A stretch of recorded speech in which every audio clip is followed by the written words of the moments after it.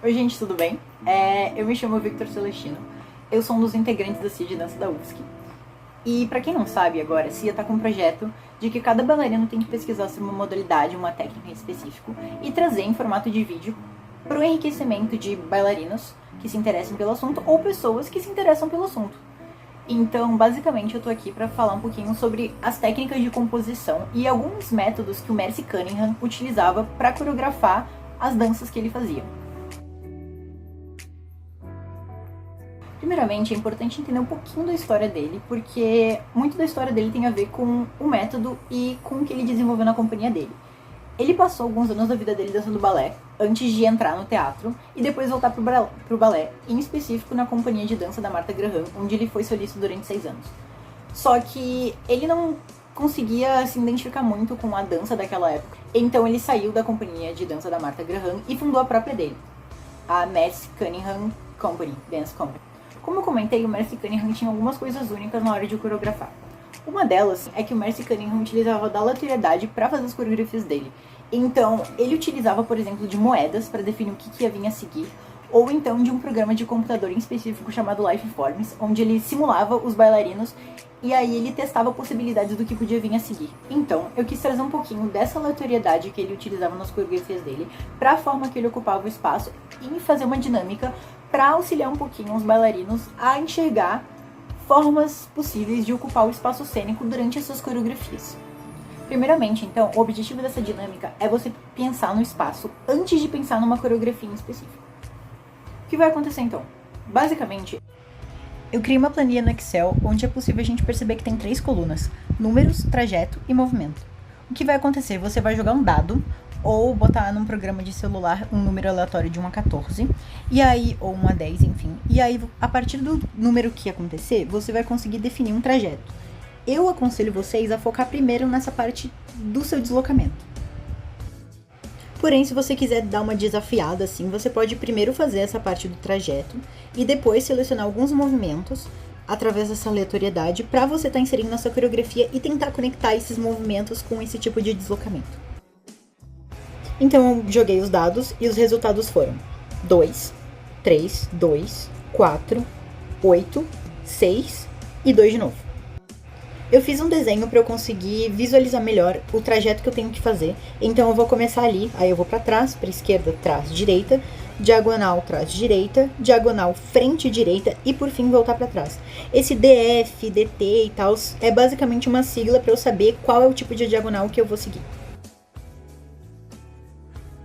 Eu pensei em fazer a dinâmica só com a questão das direções, mas eu percebi que eu tava muito perdido, então eu vou pegar alguns movimentos daquela tabela pra eu inserir na minha coreografia pra eu conseguir me guiar também um pouco. Então a minha sequência ficou basicamente 8, 4, 1, 11 e 12, o que corresponde a improviso, um chassé, um passé, chão, uma ondulação e uma pose. Agora é o momento de colocar o corpo e a mente para trabalhar. Eu decidi começar passando várias vezes o deslocamento que eu tinha que fazer para eu conseguir ver se ele estava encaixado com o ambiente em que eu estava. Gente, então, o processo coreográfico não é fácil, então eu tô aqui batendo a cabeça para pensar nesse desafio que é você coreografar tendo já, basicamente, o seu deslocamento praticamente programado. Aqui eu comecei a trazer alguns movimentos que eu queria colocar nessa coreografia, além daqueles movimentos que acabaram saindo no sorteio. Basicamente essa parte de coreografar é tentativa e erro, é você ir testando o que você consegue, o que você gosta e o objetivo que você tem com essa coreografia. Eu estou me baseando muito pela música que eu escolhi, então é um processo demorado, é um processo que está demorando bastante tempo, mas eu espero que chegue num resultado bem bacana, que eu vou te mostrar aqui para vocês. A few moments later.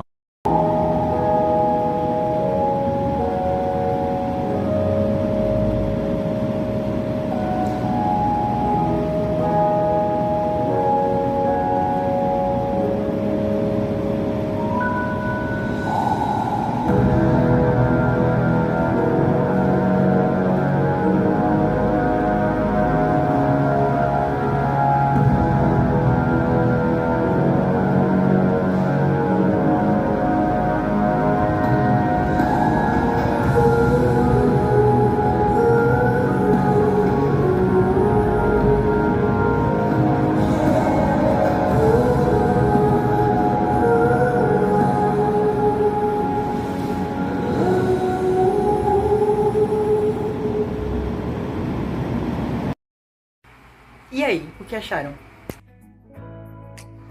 Sobre o processo de fazer a coreografia, demorou bastante tempo realmente, porque é algo que você tem que ficar insistindo e tentando e testando e se experimentando, e às vezes pode acabar de ser frustrante, só que é sobre você insistir que o resultado pode sair melhor ainda do que você tá realmente esperando. Então, pelo menos pra mim foi muito bacana fazer esse tipo de atividade, porque não é algo que eu estou acostumado.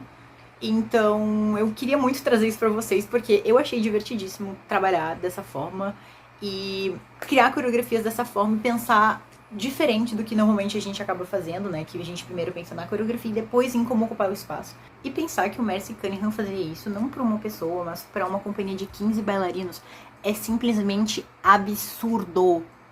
Então, eu espero que vocês tenham se divertido bastante com esse vídeo e que vocês utilizem ele futuramente para as criações de vocês.